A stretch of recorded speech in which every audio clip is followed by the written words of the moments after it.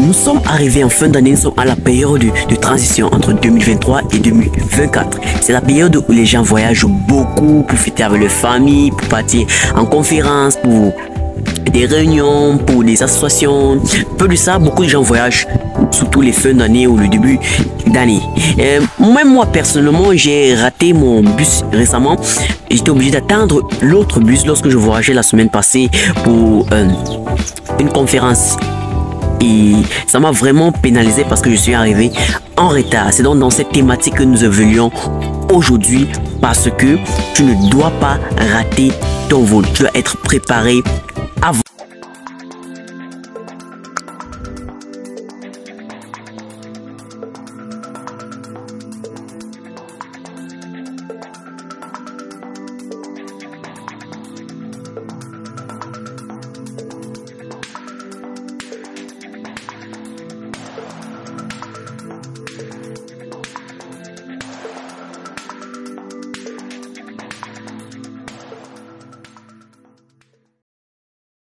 Salut, moi c'est Gisco NO et ici c'est le développement personnel, la motivation, le business mindset, l'entrepreneuriat et le contenu pour développer notre continent africain et le monde en général.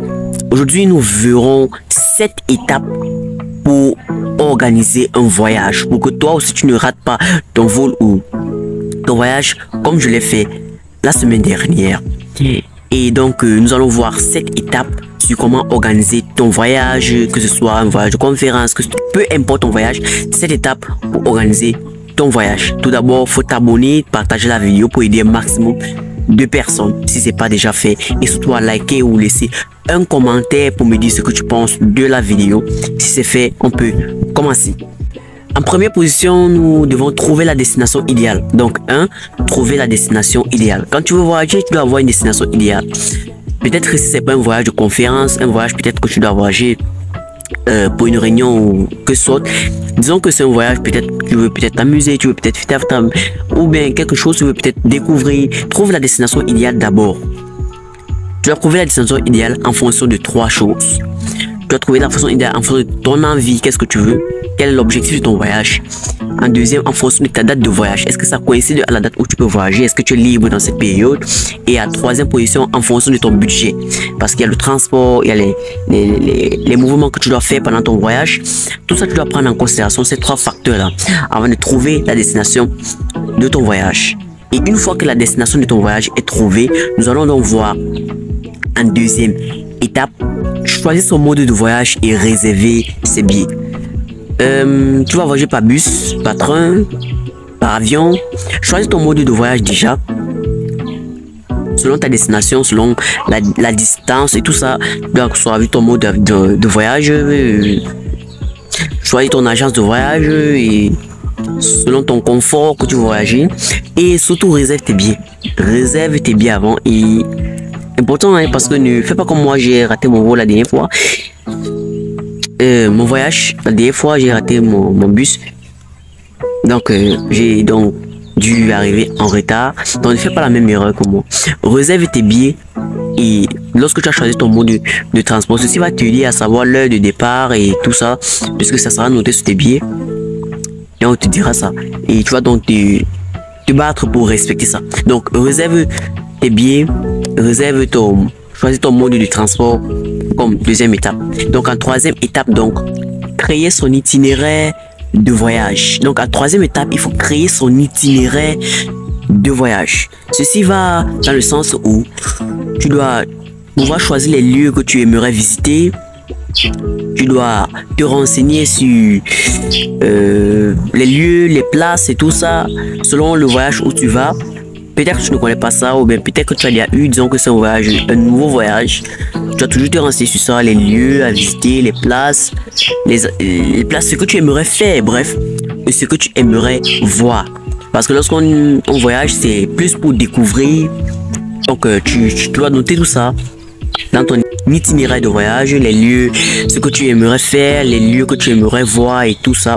Donc, ça va dans le sens de l'organisation de ton voyage. 4. Réserver les transports internes. Bon, pour ceux qui vont voyager peut-être pour aller fêter avec leur famille, en famille peut-être pour les réunions et tout cela. Bon, peut-être pour les conférences, les réunions, généralement les transports internes sont déjà réservés par les sociétés, par les entreprises, par ceux qui organisent les conférences, mais donc là c'est un cas à part. Mais pour ceux qui partent fêter, pour pas voyager, peut-être pour découvrir, pour autre chose, c'est important de réserver les transports internes.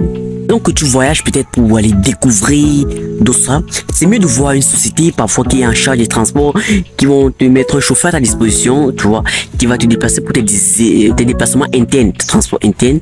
Ou alors si tu peut-être tu envisages, peut-être tu n'as pas les moyens, emprunter toujours un transport, il faut aussi mettre ça dans ton programme de voyage, dans ton itinéraire. C'est important quand même de connaître sur ta base comment tu vas te déplacer pendant ton voyage. Pour ceux qui partent en famille, généralement, non, tu n'as pas besoin de ça, puisque en famille, vous partez peut-être fêter, vous partez enjoy votre vie, votre fête en famille. Tu n'as pas besoin de ça parce que déjà la vie en famille est bien, vous allez vous déplacer en famille et tout et ça. Mais pour toi qui pars découvrir autre chose, c'est peut-être important de le faire. Ou alors si tu aimerais emprunter le transport de chaque temps, peut-être par choix, l'autre là c'est par choix, tu pourras aussi le faire. Mais avoir choisi un moyen de transport interne, c'est important. 5. Réserver les hébergements du voyage et les activités. Très essentiel. En 5e position, réserver les hébergements du voyage et les activités.